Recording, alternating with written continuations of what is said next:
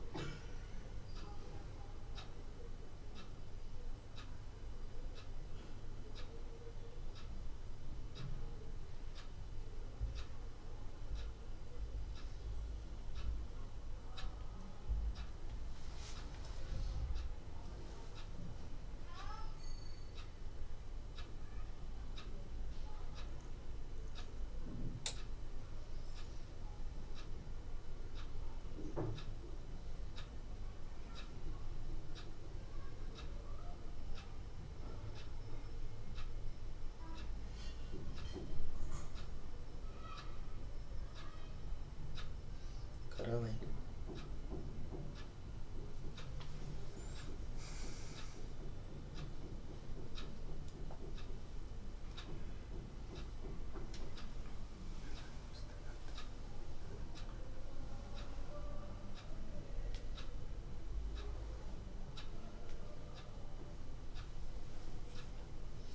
Evening chanting, page 14.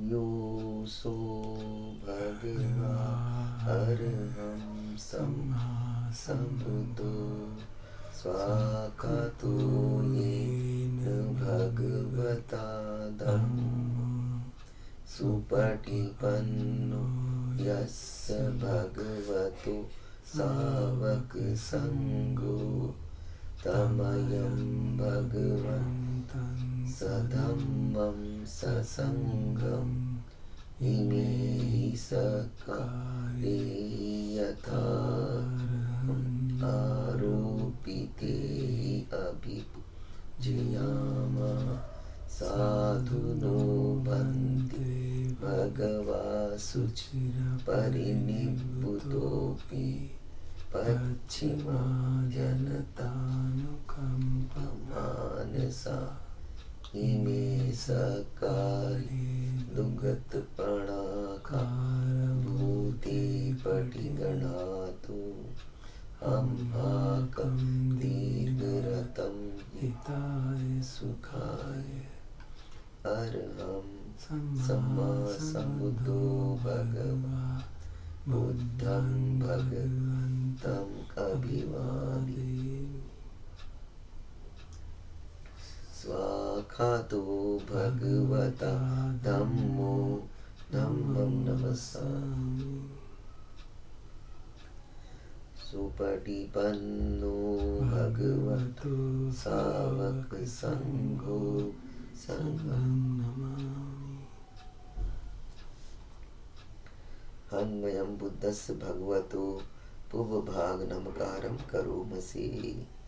नमो तस्य भगवतो अरहतो सम्मा सम्बुद्धस्स। नमो तस्य भगवतो अरहतो सम्मा सम्बुद्धस्स।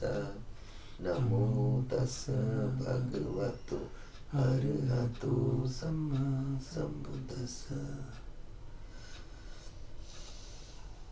हन्तमयं बुद्धानुसतिनयं करोमि।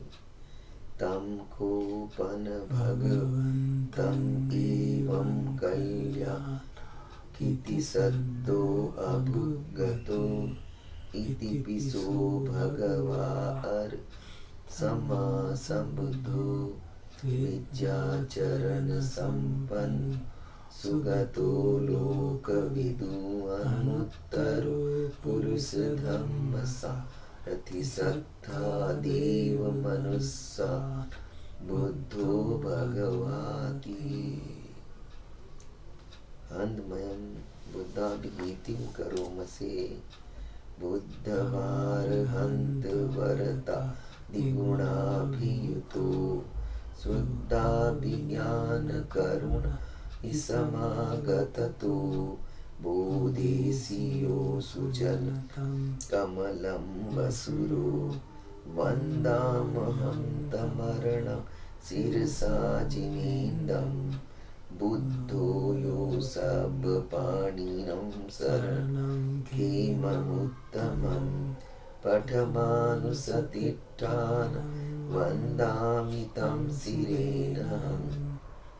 बुद्धस्मि दासीव बुद्धो मे सामि किस्सरो बुद्धस्सहं नियादेमि शरीरजीवितं चिदं वन्दन्तीहं चरिष्यामि बुद्धस्यैव सुबोधितं।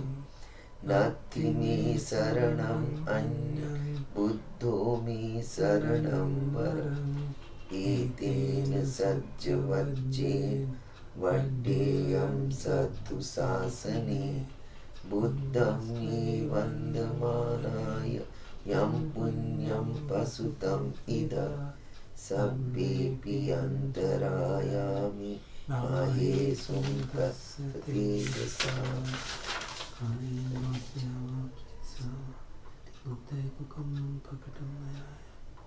बुद्धो पटिगनाथो चिंत आनंतरे संगरितं मत।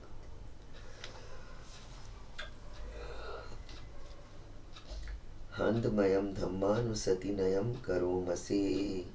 स्वाखातो भगवता धम्मो सन्दिट्ठिको अकालिको एहि पस्सिको ओपनयिको पश्चात्तं वेदितव्यो विन्योहि। अन्वयं धम्माभिगीतिं करोमि। स्वाखाततादिगुणयोगवशेन सेयो यो मग्गपाकपरियत्ति विमोखभेदो धम्मो कुलोकपतना तदधारि धारी। वन्दाम्यहं तमरं वरधम्ममेतं। धम्मो यो सर्वपाणिनः शरणं किममुत्तमं। द्वितीयानुसतिष्ठानं वन्दामि तं शिरेणहम्।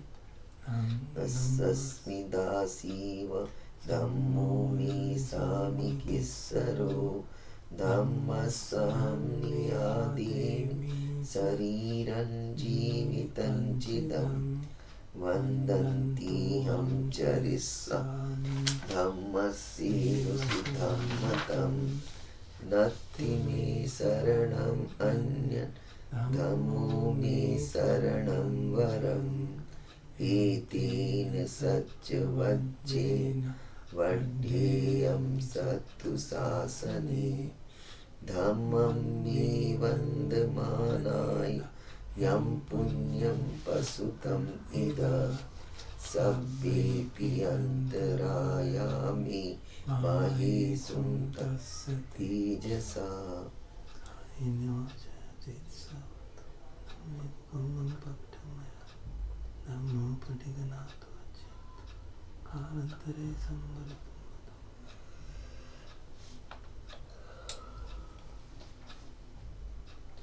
हन्दमयं सङ्घानुसतिनयं करोमसे सुपटिपन्नो भगवतो सावकसङ्गो उजुपटिपन्नो भगवतो सावकसङ्गो न्यायपटिपन्नो भगवत् सावकसङ्गो सामीचिपटिपन्नो भगवतो सावकसङ्गो यदिदं चत्तारि पुरुषयुगानि अष्टपुरुषपुद्गला एष भगवतो सावकसङ्गो आहुनेयो पाहुने दक्षिणेयो अञ्जलिकरणीयो अनुत्तरं पुण्यखेतं लोकसाति हन्दमयं संगाभिगीति हन्दमयं संगाभिगीतिं करोमसे सधम्मजो सुपटिपत्ति गुणादियुतो यो अट्ठविदो अरिहपुङ्गल सङ्गसेठो शीलादिधम्मपवरा सयकाय चित्तो वन्दामि अहं तं हरिगणं सुशुद्धं सङ्घो यो सबपाणिनं शरणं खीमम् उत्तमं ततीयानुसतिष्ठानं वन्दामि तं शिरेणहं सङ्घस्मि दासीव सङ्घो मे सामिकेश्वरो सङ्घस्साहं नियादीनि शरीरं जीवितं चिदं वन्दन्त्यहं चरिष्यामि सङ्घस्सोपटिपन्नतं नत्ति मे शरणम् अन्यं सङ्घो मे शरणं वरम् एतेन सज्जवज्जे वड्डेयं सत्तु शासने सङ्घं मे वन्दमाना यं पुण्यं प्रसुतम् इद सब्बेऽपि अन्तरायामि माहेशुं तस्य तेजसा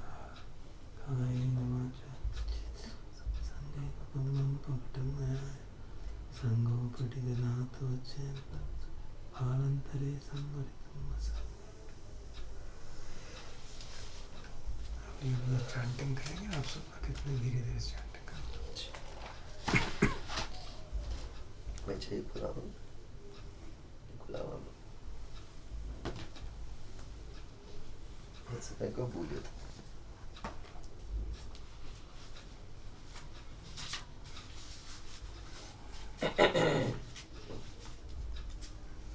You listen to the रतन सुत्तम जो आज भेजा था उससे पढ़िएगा साथ साथ you can chant along.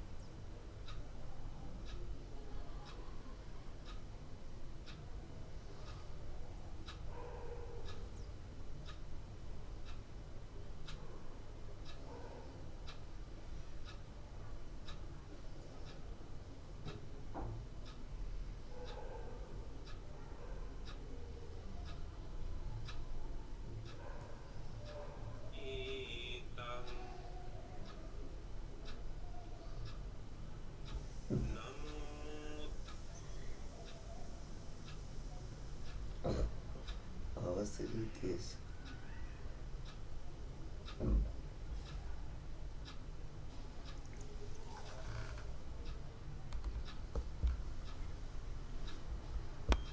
Connected to OnePlus 3G and Mr. P L Dhar Galaxy Tab S.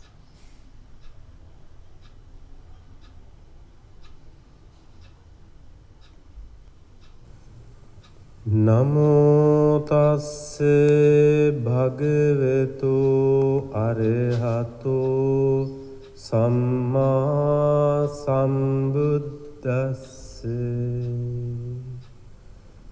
නමෝ තස්ස භගවතු අරහතෝ සම්මා සම්බුද්දස්ස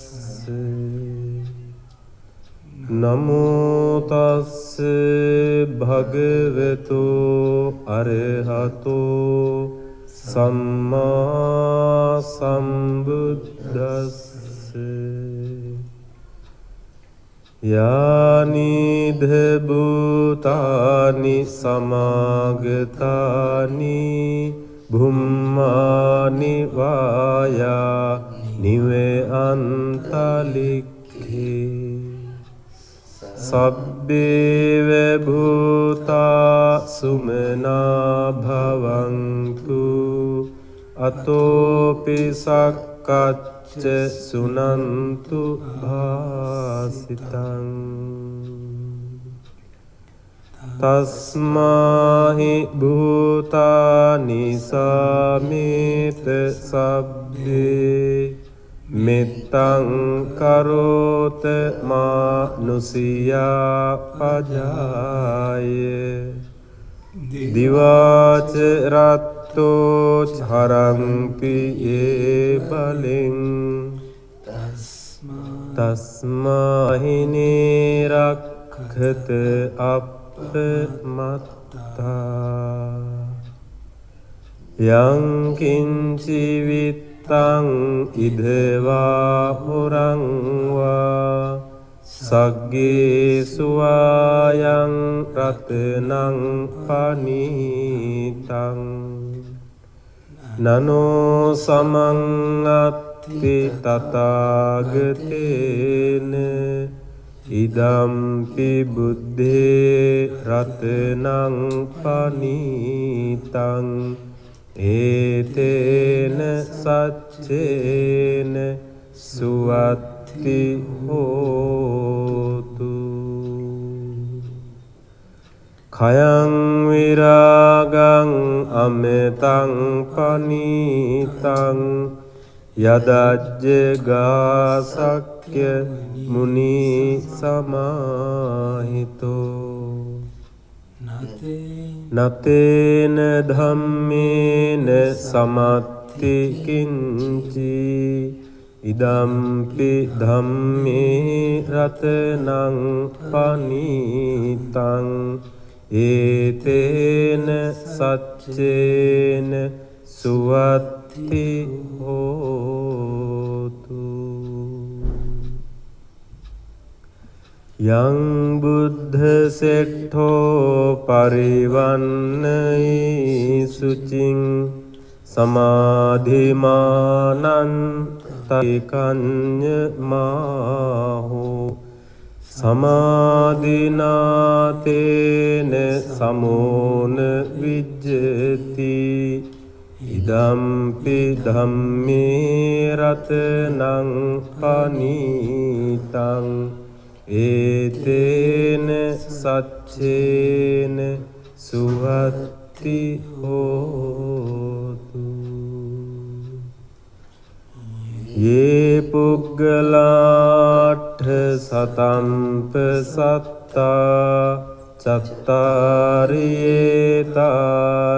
යුගානි හොන්ති තේ දක්ඛිනේයා සුගතස්ස සාවකා ඒතේසු දින්නානි මහප්පලානි ඉදම්පි සංඝේ රතනං පනීතං ඒතේන සච්චේන සුවත්ති හෝතු යේසුප්පයුත්තා මනසා දල්හේන නික්කාමිනෝ ගෝතම සාසනම්හි තේ පත්තිපත්තා අමතං විඝයිහ ලද්දා මුධා නිබ්බුතින් භුඤ්ජමා ඉදම්පි සංඝේ රතනං පනීතං ඒතේන සච්චේන සුවත්ති හෝතු යතින්ද කීලෝ පඨවින් සිතෝසියා චතුබ්බි වාතේභි අසම්පඛම්පියෝ තතෝපමං සප්පුරිසං වදාමි යෝ අරිය සච්චානි අවෙච්ච පස්සති ඉදම්පි සංඝේ රතනං පනීතං ඒතේන සච්චේන සුවත්ති හෝතු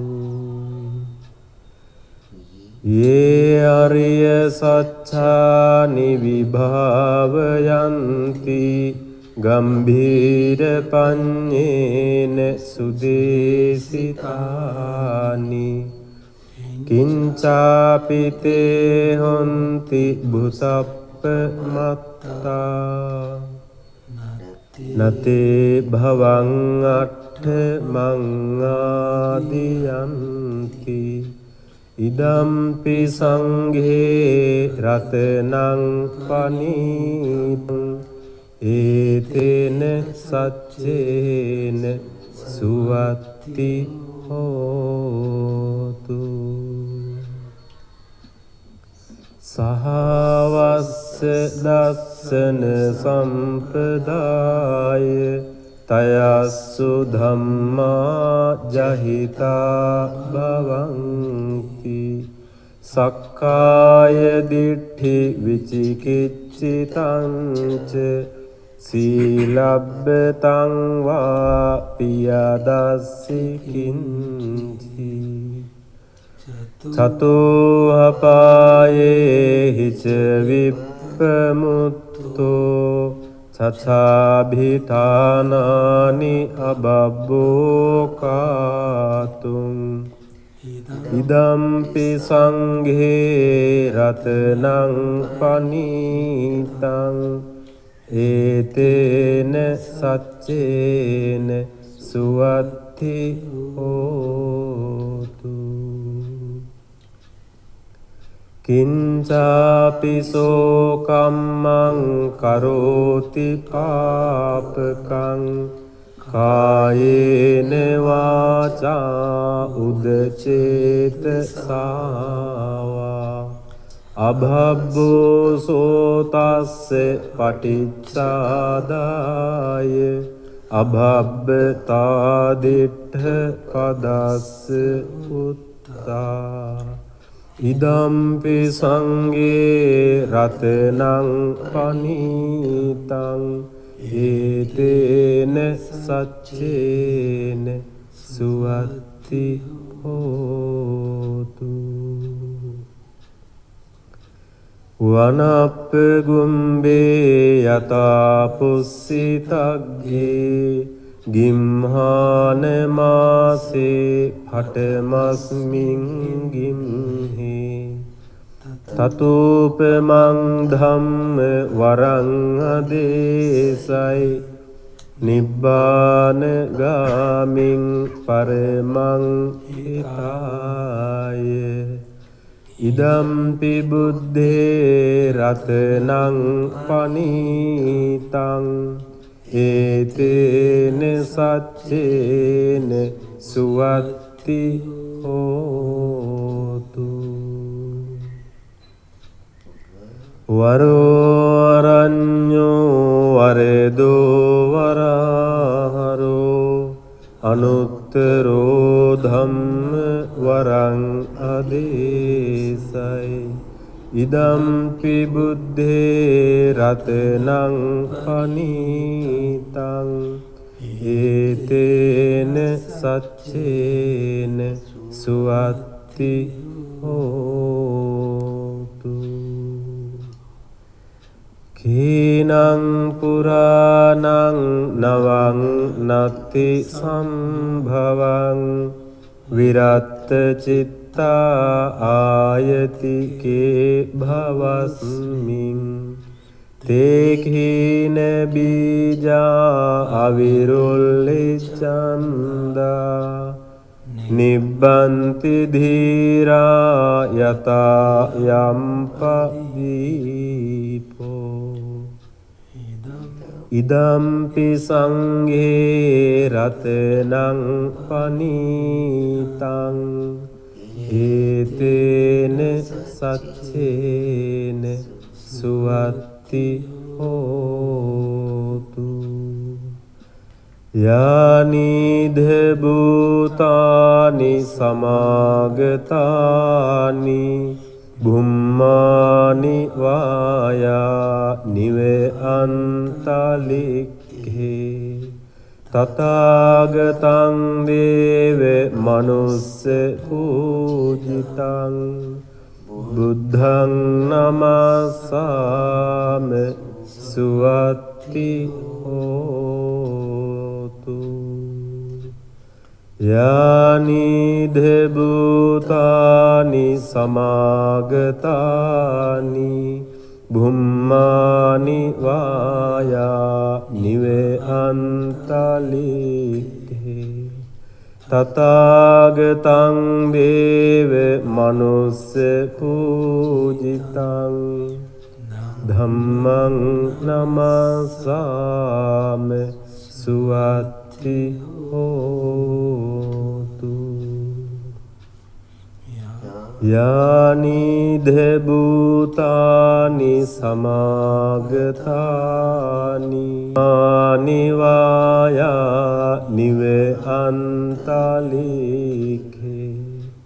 තථාගතං දේව මනුස්ස පූජිතං සංඝං නමස්සාම සුවත්ති හෝතු.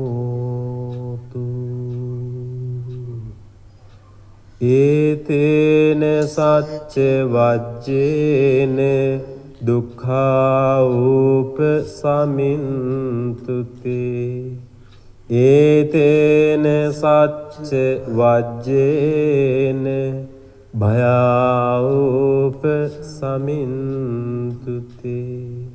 ඒතේන සච්ච වජ්ජේන රෝගා උපසමින්තුතේ.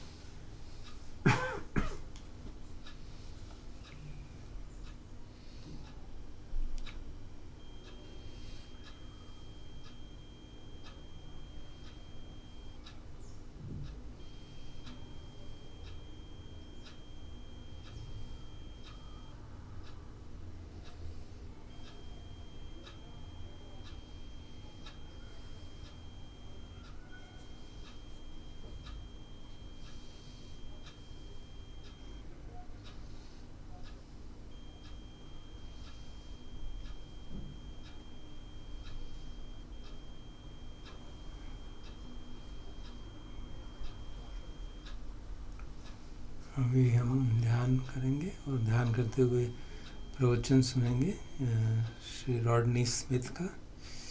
ये प्रवचन मैंने dhammaseed.org वेबसाइट से लिए हैं।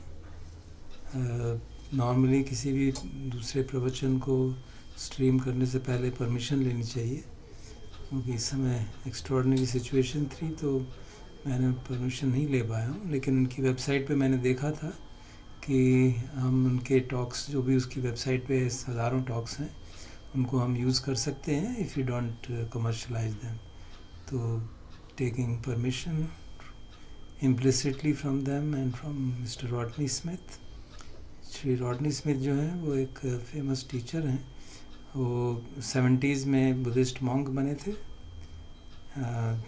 बर्मा में, और फिर अजान बुद्ध दासा के साथ कुछ साल रहे, फिर कुछ साल अमेरिका में रहे और फिर डिसरोब हुए। तो उन्होंने इनसाइट मेडिटेशन सोसाइटी बनाई अमेरिका में, सियाटल में, और ये टॉक्स जो हैं वो रिट्रीट वगैरह में देते रहते हैं। तो इनकी कई सारी टॉक्स सुनेंगे और भी कई इनसाइट मेडिटेशन सोसाइटी की और धर्मा सीड की वेबसाइट से और भी टॉक्स सुनेंगे। तो I will mention everybody's name before we start the talk.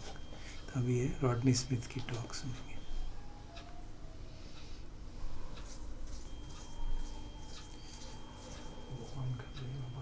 ऐसे ही चलने दो।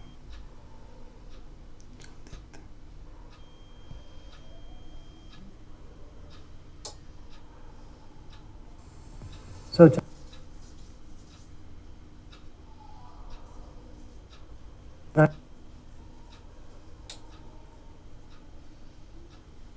actually wondering what the meaning of this practice is. Planning in your mind, the packing of your suit around.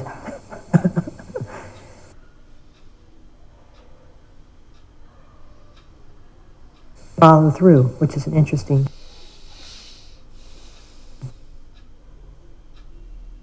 that we don't follow through. What is it?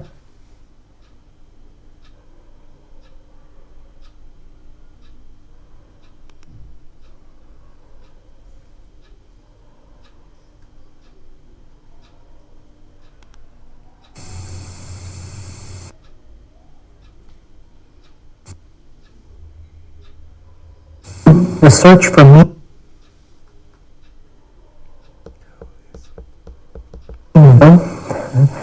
You probably wonder.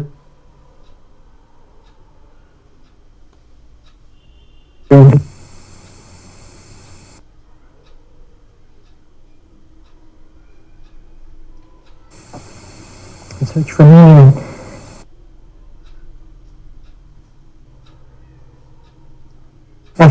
What this practice is, and what you're doing in your mind, the packing goes on around.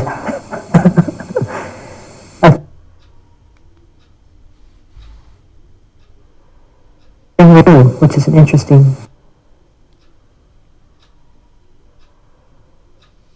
You don't follow through.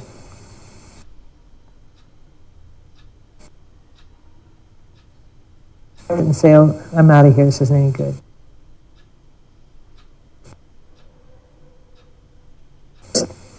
Has that attribute.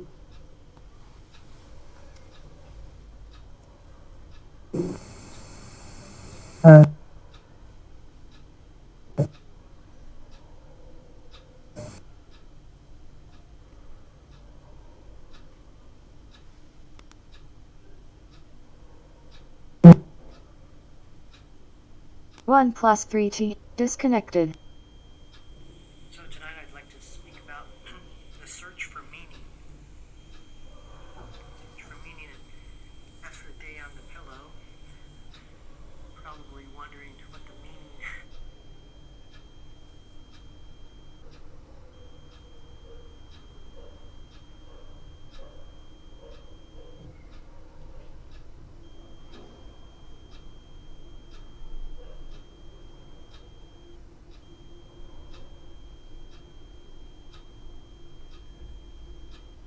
Connected to 1 plus 3T.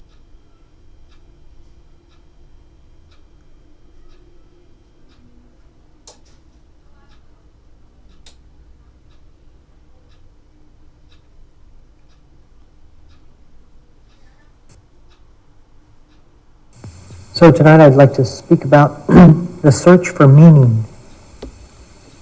The search for meaning, and after a day on the pillow, you're probably wondering what the meaning of this practice is and what you're doing here, and perhaps planning in your mind the packing of your suitcase and how you're going to flee the first time the teachers aren't around. I think many people go through that scenario, but very, very, very few actually follow through, which is an interesting component and ties into the talk tonight, because why is it that we don't follow through? Why is it that we just don't write this practice off and dismiss it and say, oh, I'm out of here, this isn't any good? Because even though it's difficult and certainly has that attribute, somehow something in us is stirred in spite of the difficulty, or including the difficulty, or maybe even because of the difficulty. Something in us is understanding that it's not going to be business as usual for me. It can't be that way anymore. It can't be seeking what is meaningful in life at the expense of my own heart, at the expense of my own sanity, at the expense of my own well-being.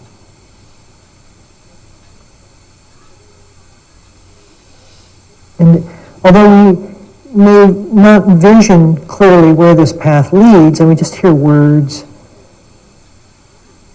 we're willing to give it a try because we have pretty much, or we're beginning to reach the end of our rope of our old strategies.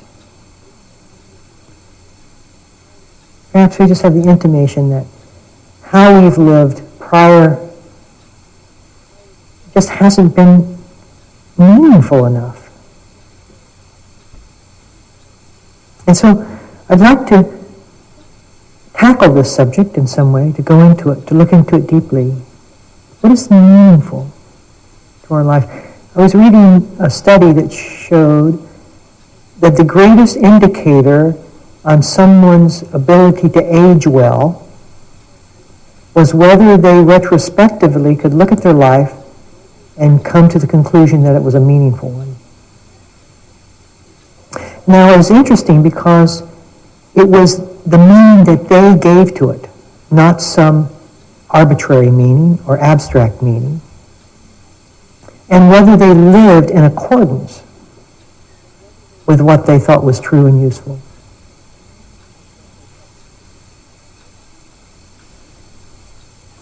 So what makes our life meaningful? Is it only when I produce something? Is that what makes me feel worthwhile, valued?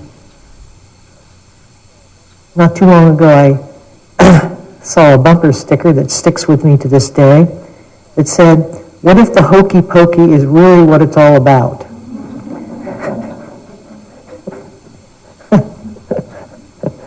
And I think it's a kind of a, when I read it, there was a, oh my God. What if it is really what it's all about? Well, maybe the secret's out now with the bumper sticker. But there's a kind of fear, or not fear, but an anxiety we have that maybe life is meaningless. Maybe it doesn't mean anything. I mean,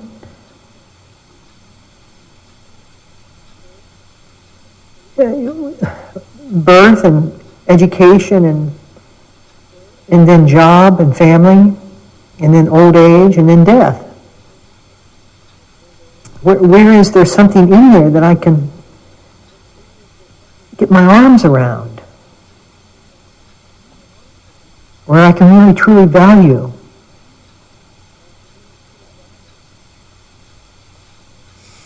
Amid the expectations of the youth, I have a 16-year-old niece, and she's just at that age where life is holding its potential, the perceived potential.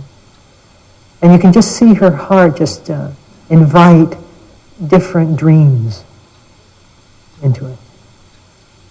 And then if you plotted the series of experiences in conjunction with the dreams, how those dreams diminish as experiences begin to show their weight and force over time. And how we sometimes can drop into a kind of despair when the dreams haven't been met, or when the innocence of dreaming is released. And some of us just live with that kind of despair, that sort of ache of the heart. And so of course we have to have that ache in order to put up with such the difficulty of coming into a retreat like this. We have to know that ache in some way, to be willing to set foot on this path. Why do it if there was a more meaningful way around all of this?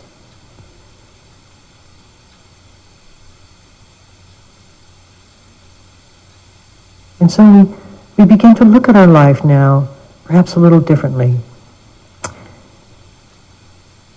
What is meaningful? And we know, and we begin to see over the decades of our life, that what we have given meaning, where we have placed our value, has changed, has evolved. And along with it, interestingly enough, our friends have changed as well. When we get involved with something, then we meet a whole new circle of friends around that, and other friends drop away. And it's also true with Dharma practice.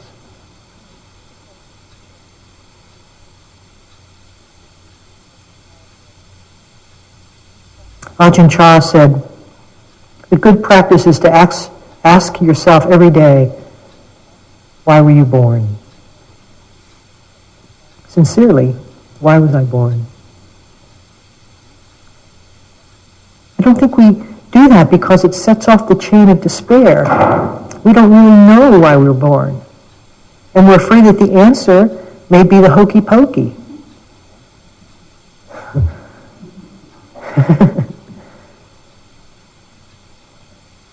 So why is it that some of us have some sense of it, but the question is, do we live with the intention behind the direction we seek?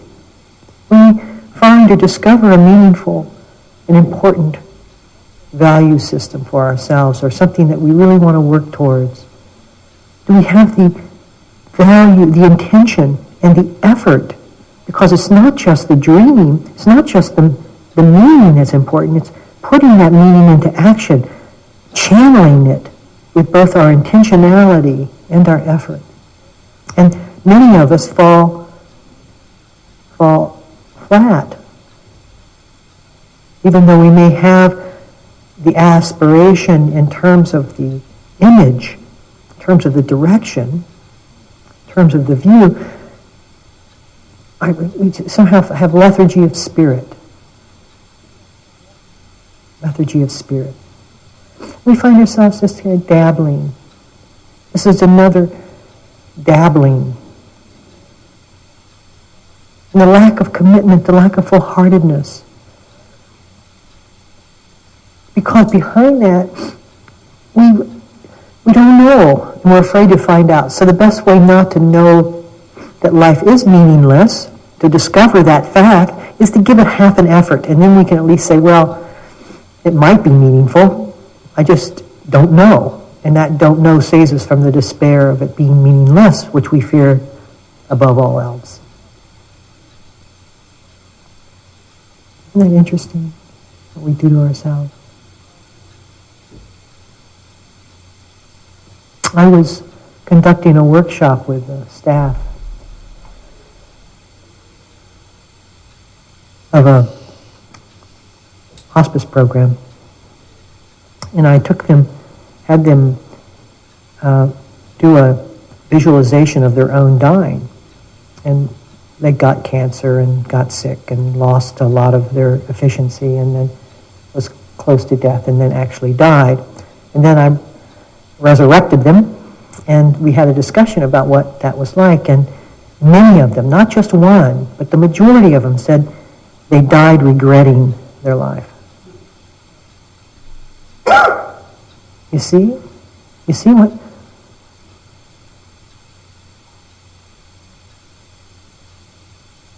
I know I had a situation like that not too long ago where I have sleep apnea. If I lie on my back, I start being unable to breathe, and I'll wake up out of that gasping for breath. And so this happened actually right before I came here in late February.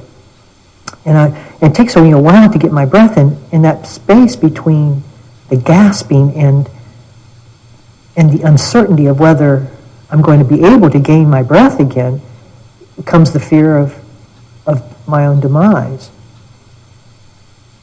And with it, I haven't said goodbye. I haven't finished. I haven't that sense of being off guard by this occasion.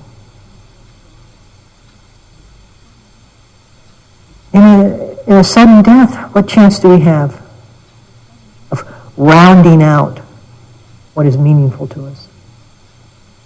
It seems to me that it must have more of a direct and immediate impact than our productivity for life to be meaningful, if we're going to account for sudden death.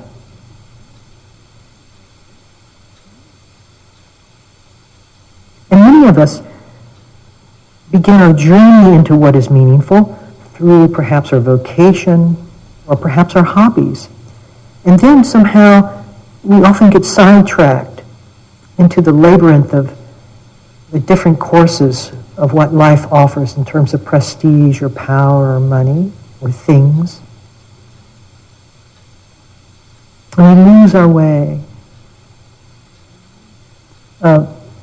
New Age spiritualist Marianne Williamson, I was reading something and I thought it was pretty good. She said, meaning doesn't lie in things, meaning lies in us. When we attach value to things that aren't love, the money, the car, the house, the prestige, we love things that can't love us back. We are searching for meaning in the meaningless. Money of itself means nothing. Material things of themselves mean nothing. It's not that they're bad. It's just that they mean nothing. What this says to me is, does my direction, where I place my meaning, does it have heart? To see that which holds the heart. I have never heard anyone die, and I have been with hundreds, perhaps thousands of people on the edge of their life, say to me, oh, I'm really going to miss my Mercedes when I die. Not one time.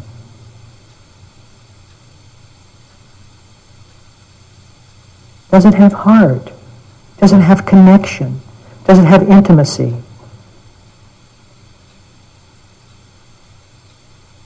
Does it have resonance with our aliveness? And I think one of the reasons that we choose to place our meaning in things is because things can't reject us, and we are so afraid of being negated. That if I rest my worth in my material objects, at least I will still be validated through them. It's chancy in an interpersonal relationship. But when we open the question of what is meaningful to us, when we include the possibility or the certainty of our death, then we begin to see that we value things that are eventually going to die. And what lasting meaning can that have? How much purpose, how much intention, how much effort can I put towards something that is finite?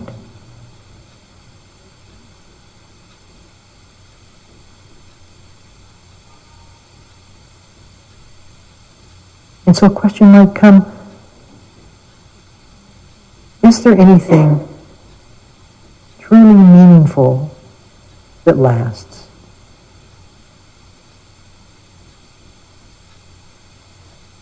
And that's what this practice, that's the base root question of this practice. That's what holds this practice. Because when we sit down and we face ourselves, what is meaningful in what we see? We've given such worth, such value to our intellect. We've sharpened it to such a degree, but when we look at it, what is it? And not only that, because we have sharpened it, it comes and cuts us. The blade of it. Again and again and again.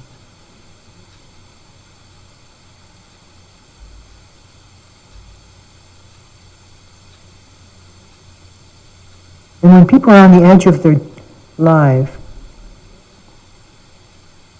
they no longer have the ability, as many of us do, to project our meaningful, what is meaningful, into the future. Life will be meaningful when I paint my masterpiece, I write my book, I have my child, I finally meet my soulmate.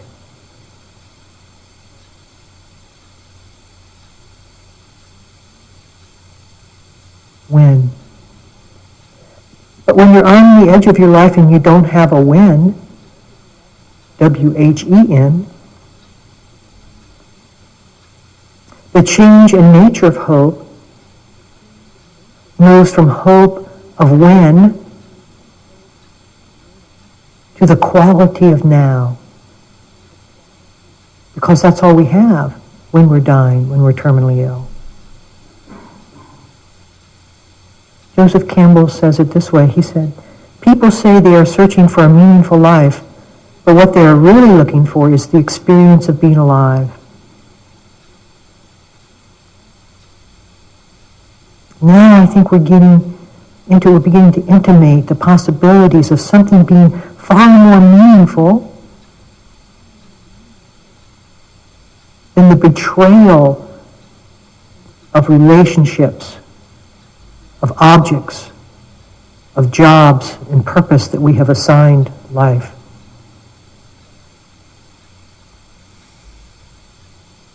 Dharma begins to bring us into the meaningfulness of now.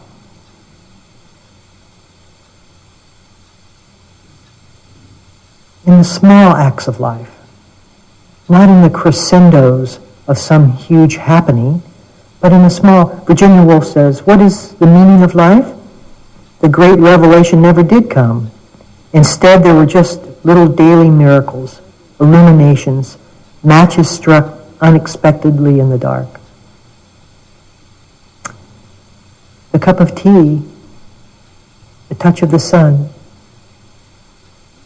the coolness of the air, the beauty of that sunset right out our window.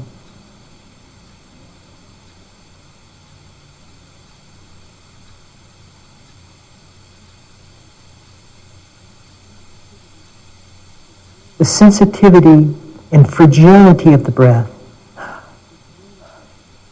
You wake up some night with apnea, and the fragility of the breath dawns on you like never before. How would we breathe if we had lung cancer? How would you walk if you had been crippled for most of your life and you were taking your first step? Wouldn't that be the most meaningful thing?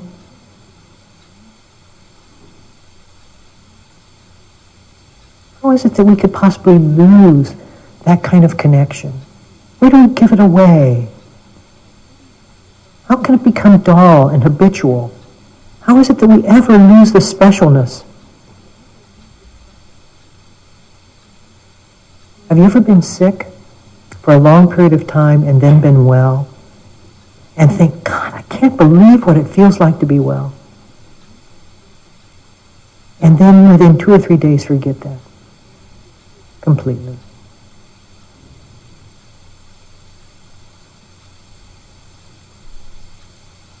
The problem is that the mind makes and betrays the moment's meaning. It says, is this all there is? This is boring. Wouldn't you rather think about last year's vacation?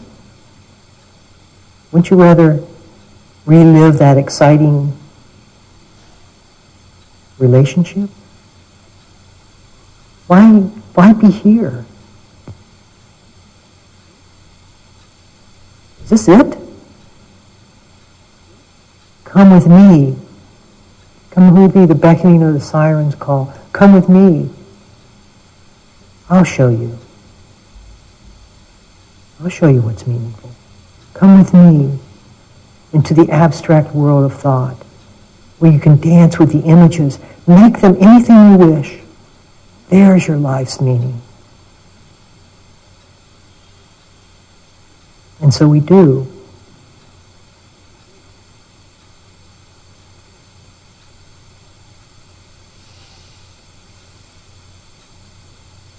And we bypass that sunset. Or say, I'll see it tomorrow. It'll be better tomorrow.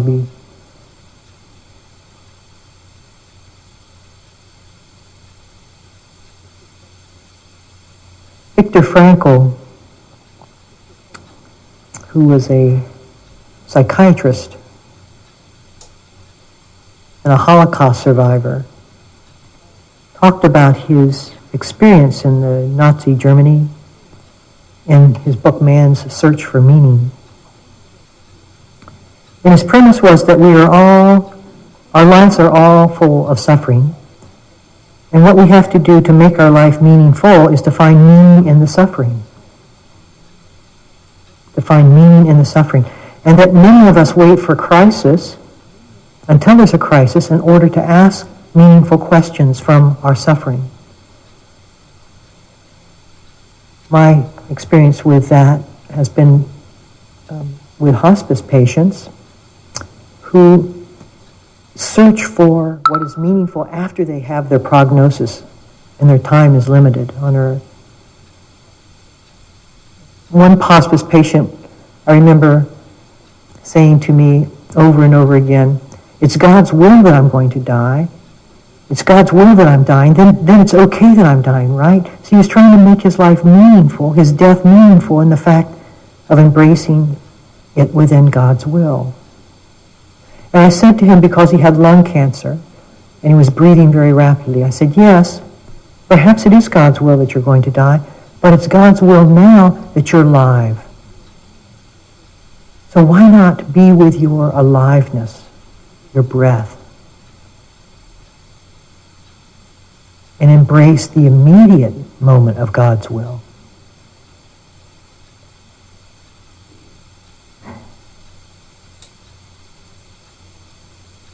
Viktor Frankl went on and said, within unpleasant circumstances, within suffering, we can choose an attitude. And he talked about seeing a few prisoners of war giving little pieces of bread from their small amount of nourishment to other dying Holocaust prisoners. And he said they were few in number. They turned the whole nature of the camp around. The attitude shift. You see, in Dharma we would say, is this moment workable or not? That's our attitude shift. Is this moment workable or not workable? I was on a Saturday outing with my two nieces who are 15 and 13. And we were at Wild Waves, which is this park of shoots of water, shoots you around, and I mean, it's waterfalls, and it's just torrential. I mean, everything is fast, and you're just getting spewed out of one thing, and the lines were long. And so anyway, I was paying, and its cost was unbelievable. So we were standing in line, long lines. It was like in August or something. And I was bemoaning the lines. I was saying, oh God, where did we come here? We should have picked a different day. Maybe we can come back when it's raining. Being kind of a miserable uncle. And my 15-year-old niece turns to me and she says, you know, Uncle Rod, all you have to do is change your attitude.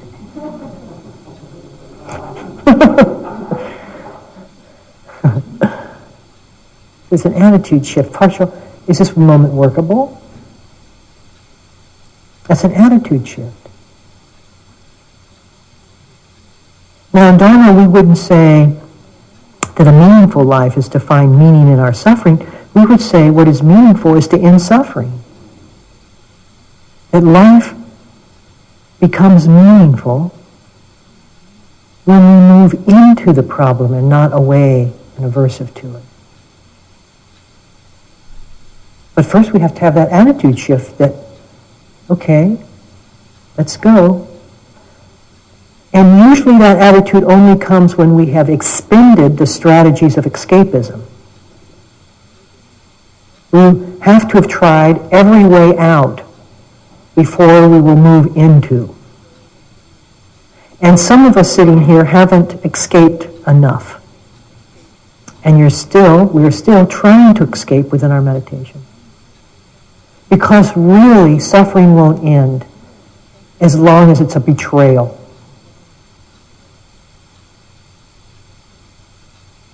It's not a betrayal.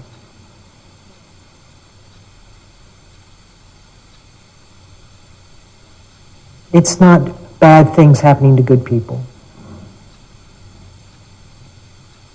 Never was.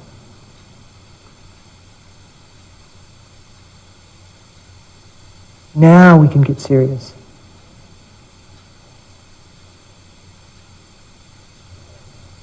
What is it then? And the whole of Dharma practice comes in deciphering the codes of that suffering. Until we completely rest in its presence. Without any movement whatsoever.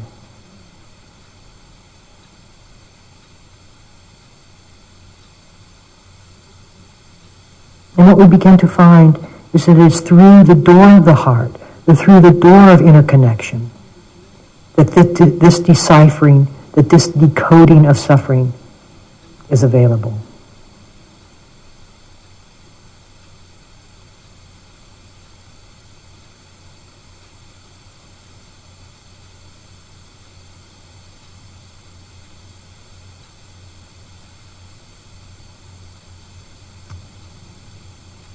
And meaning then is always immediately in front of our eyes.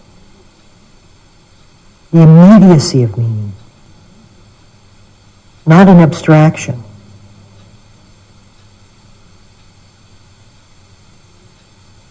Not waging war.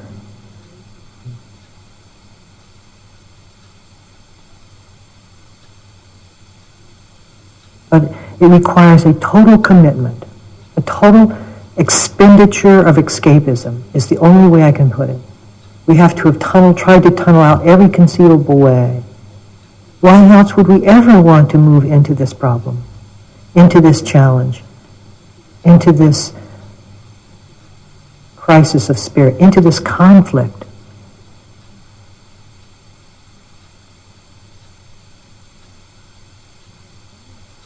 And then all of our actions become spiritual.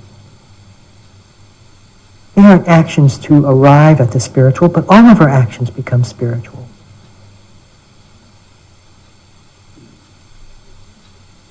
What we're doing this week is learning to aim in that direction. Okay, so I have sadness in me. My knee hurts. I've had a recent loss. Or maybe I don't know why I grieve. Memories, shame and guilt keep surfacing. That relationship at the office is so tension-filled. See, the escapism is in finding a solution away from the suffering, usually in terms of blame, but not to open to what is meaningful within that. Because at the moment of suffering, I have disconnected. There's a disconnect from reality. And always in Dharma, we have to reconnect. And we can't do it abstractly. We have to do it in the suffering, because that's where the disconnect is happening. We have to go right there, to the hurt, to the resistance, to the struggle, to the conflict. I can feel this. There, we've connected. And that simple willingness to be mindful, to acknowledge, to be open,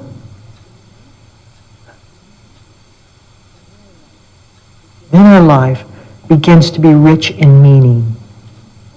Because it becomes full, it becomes expansive, it becomes inclusive, it becomes heart-filled.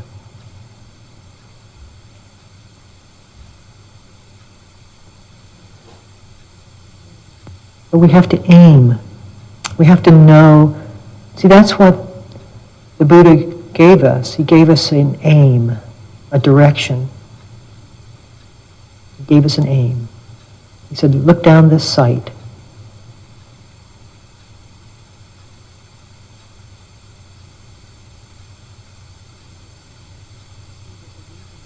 To see that the reason we took birth, the reason that we have lived,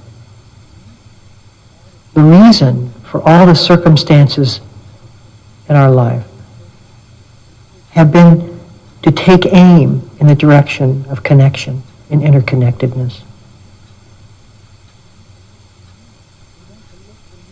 And not to look for meaning in an abstract reality away from what is at hand, but to find it here, despite what the mind's objections might be.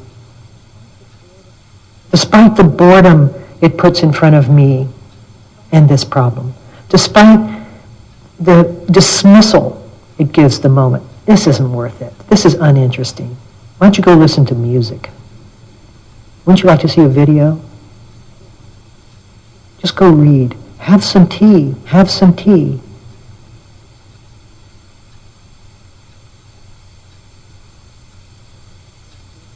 Over in the forest refuges I was practicing, I would be walking, and those same mind states, they continue to come, even 30 years into the practice. And you just walk right through them.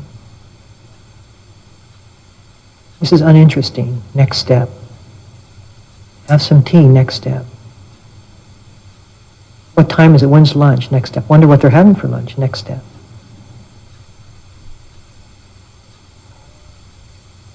Mara's arrows.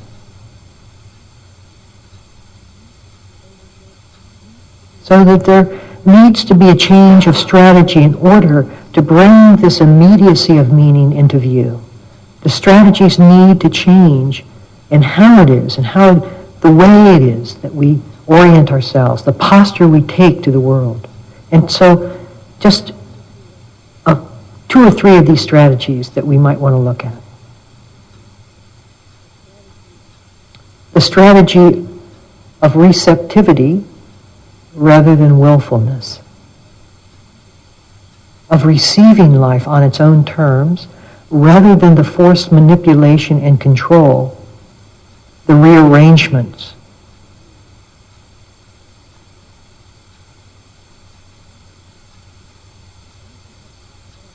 What if we just in our practice, we just settled back and allowed whatever is there to be there on its own terms. That's the definition of freedom. Life without resistance. And we see how difficult it is because we keep thinking that it would be much more meaningful without my knee pain and without this thought. And I've got to get over my ignorance and out of my confusion.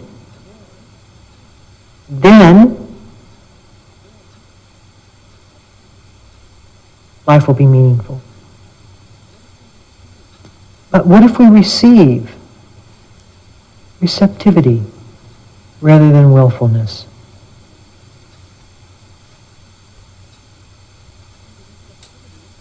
See, the receptivity, so let it be. Just let it be. Let this be.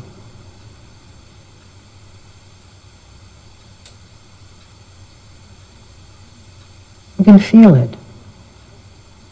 Even as we speak it, you can feel the resonance of the room. Just feel what let it be feels like.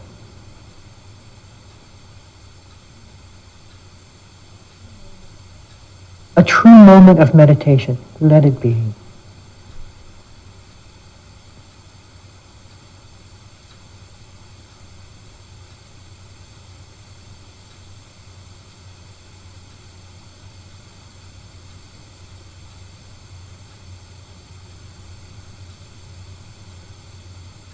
The second strategy, learning rather than asserting. Learning. Again, it's a form of receptivity where we're learning or listening, where we're receiving the moment rather than opinionating or evaluating or judging it. When we're not inducing a component, a screen, or a way to interpret the moment, but receiving all the information. The nuances. What usually happens is that we put a mirror to reflect away from, so the shiny side of the mirror is away from ourselves. Anything that we don't agree with reflects away, and we only let in the sunlight of the resonance of our own opinion. And so we end up listening to what we already agree with. That's what gets through. Confirmation of our righteousness.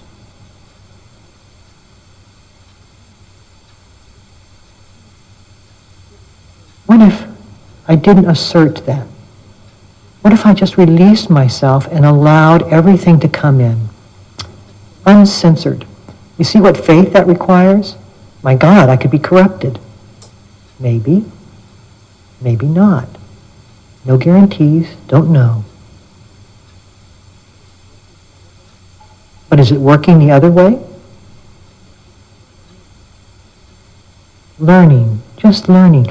Meditation, although this is a lesson that may take a long time to learn, it is and has always been only about learning. This is insight meditation. We come in and make it something else.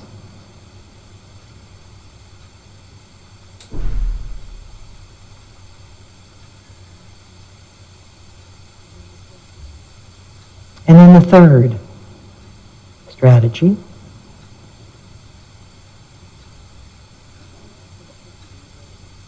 authenticity rather than image. I like that one because to be authentic means you have to be grounded in the fact that's in front of us. And we want to give flight away from the fact into the image, into the presentation, into the abstract. But the authentic moment is. It's not as if we could have another thought besides the thought we're thinking.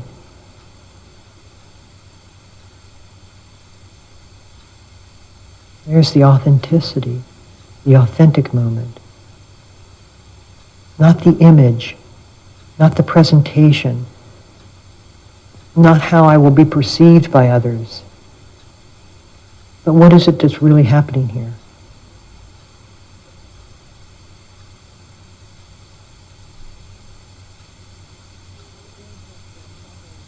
What's very helpful and has always been helpful for me in aligning the new strategies has been to reflect upon my death. Each year it gets easier.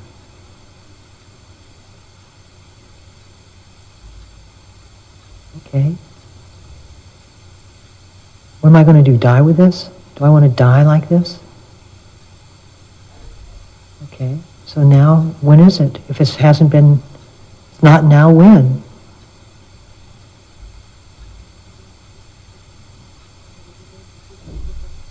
And what we begin to do, there's a statue in the Hindu tradition of Shiva.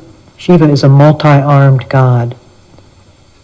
And in this particular statue, he is standing on the back of a hunched over man. And the man is looking very diligently and carefully and attentively at a leaf. And Shiva is on the back of that man. And the meaning of the statue for me is that we get so engrossed in the objects of the world that we miss the fact that God is on our back. What is meaningful may not be the content of our lives. It may be the sure heart's release. Not that which changes, which is all we can ever experience and see, but the intimation of that which never changes.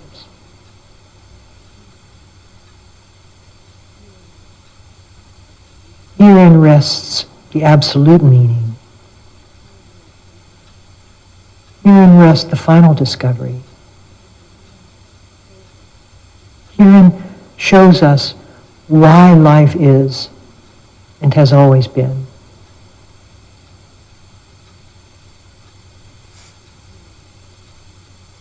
And herein the practice leads, if it's done sincerely.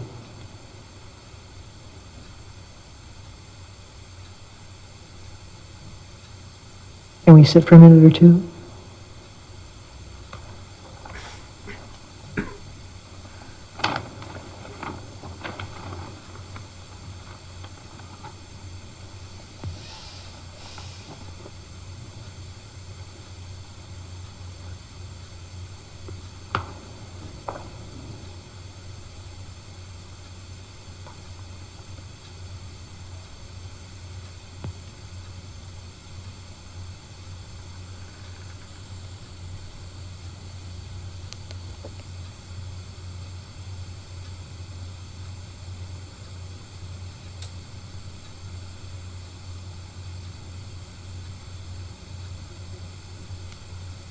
As we sit in stillness and quiet,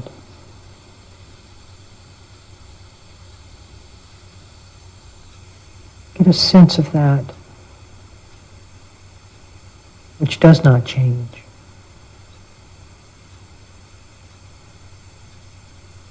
Behind the scenes of the experience. The actors are on the stage, behind the stage, underneath the stage.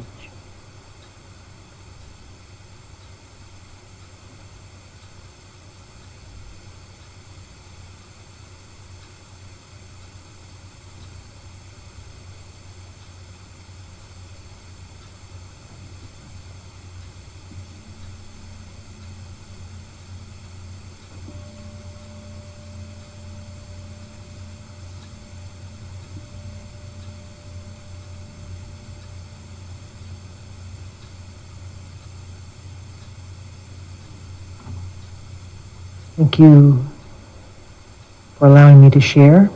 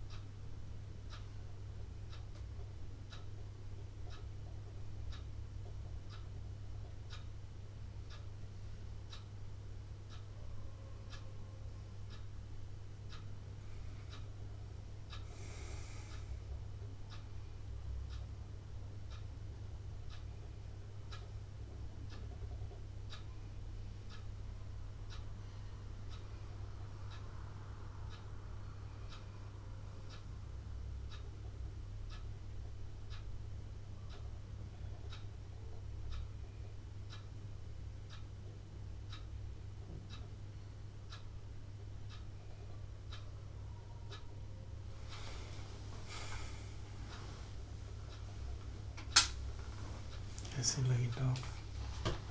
आधी सुनी आधी नहीं सुनी, बीच में गड़बड़ हो जाती है ना, नींद से आती है, फिर ख्याल में माइंड भटक जाता है। मैं बताता हूँ करते हैं ना मैत्री।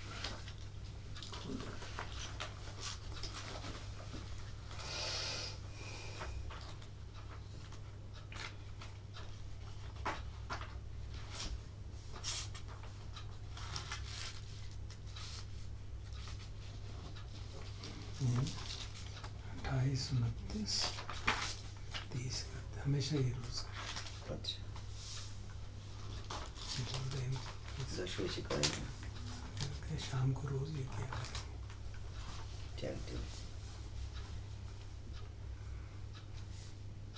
चैंटिंग पेज 26 किसी से 26 है ना पेज इज 26 अब Hindi book of Hindi book. पुण्य साझा करने की गाथाएं। खोलने का टाइम देना। अच्छा,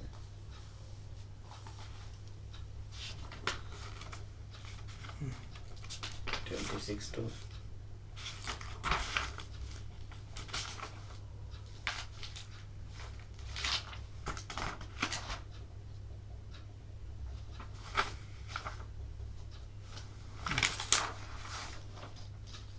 26 नहीं, 28 खोला था। 28, 29. So we'll please open page 28. Metta sharing merits 28, 29, then Metta 30, 31. So every evening we'll do this. Hindi के 28वां पुण्य समर्पित करने की संकल्प की गाथा है। Just sharing our merits.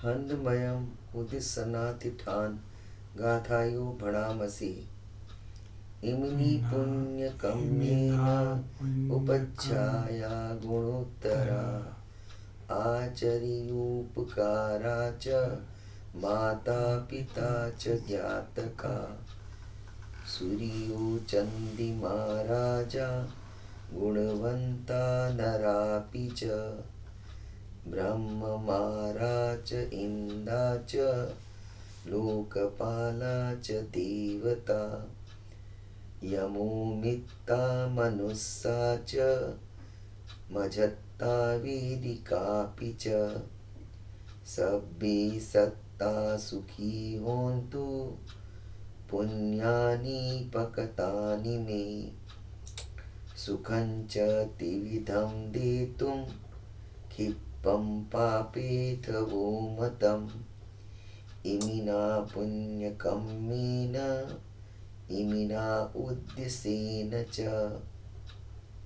क्षिप्पाहं सुलभे चैव तनुहा पादानच्छेदनम्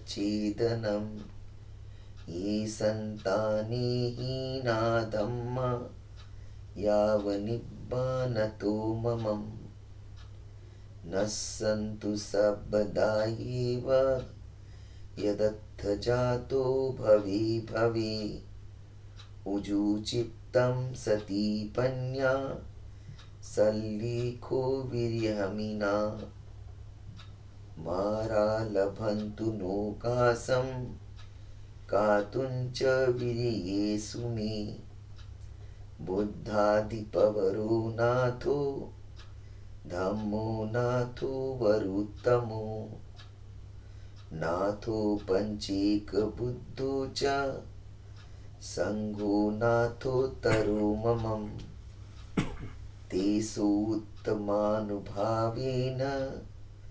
मार ओकासं लभन्तु मा। आइए हम सब अपने पुण्य समर्पित करने के संकल्प की गाथा का पाठ करें।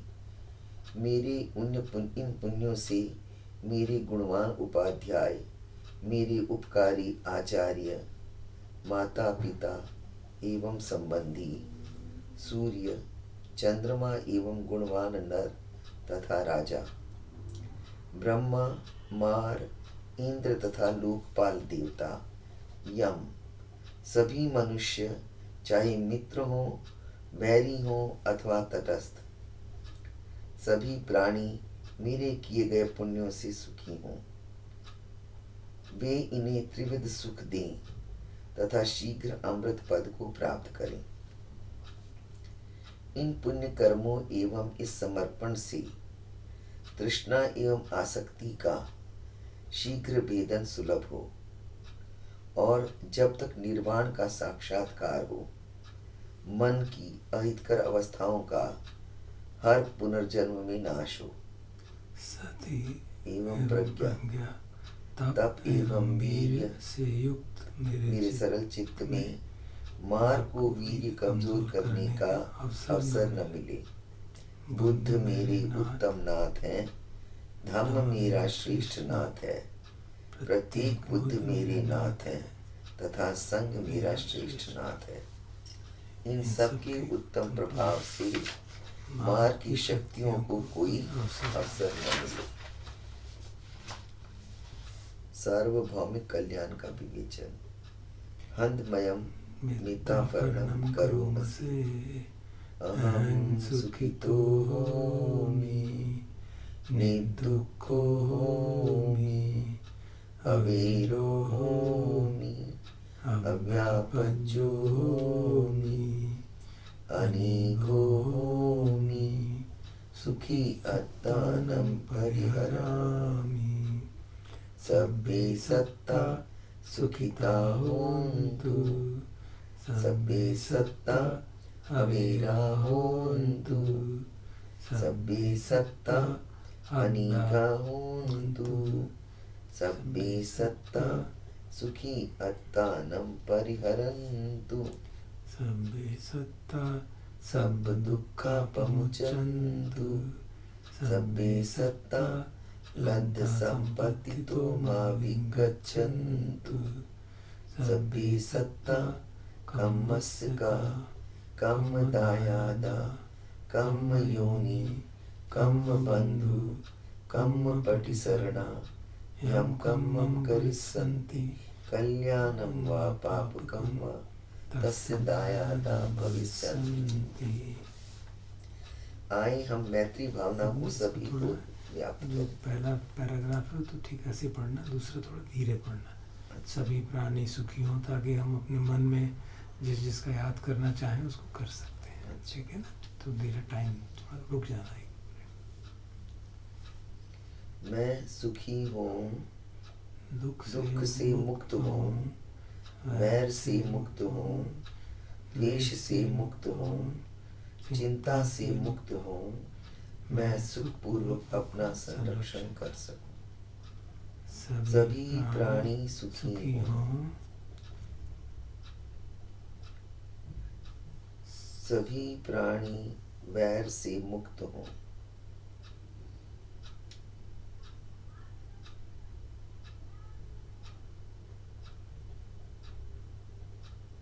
सभी प्राणी द्वेष से मुक्त हों,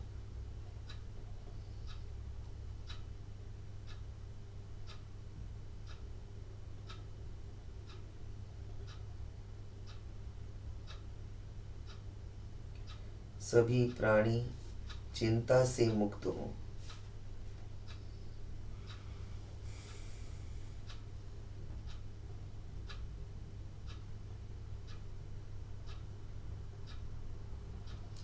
सभी प्राणी सुखपूर्वक अपना संरक्षण कर सकें।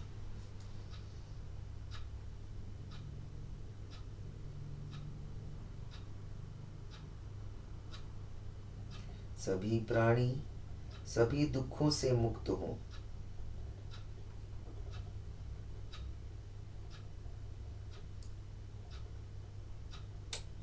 सभी प्राणियों की संपत्ति उनसे दूर न हो,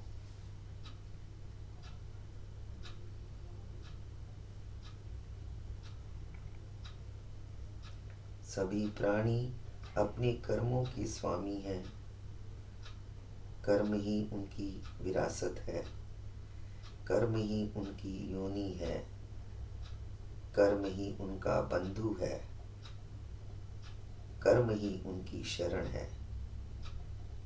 जैसे भी कर्म करेंगे, कुशल अथवा अकुशल, वही उनकी विरासत बनेंगे। भवतु सर्वमङ्गलं रक्षन्तु सर्वदेवता सर्वबुद्धानुभावेन सदा सुखी भवन्तु ते। भवतु सर्वमङ्गलं रक्षन्तु सर्वदेवता सर्वधर्मानुभावेन सदा सुखी भवन्तु ते। भवतु सर्वमङ्गलं रक्षन्तु सर्वदेवता सर्वसङ्घानुभावेन सदा सुखी भवन्तु ते। अरहं सम्मा सम्बुद्धो भगवा बुद्धं भगवन्तम् अभिवादेमि। स्वाखातो भगवता धम्मो धम्मं नमस्सामि। पन्नो भगवतो सावक संघो संघं नमामि।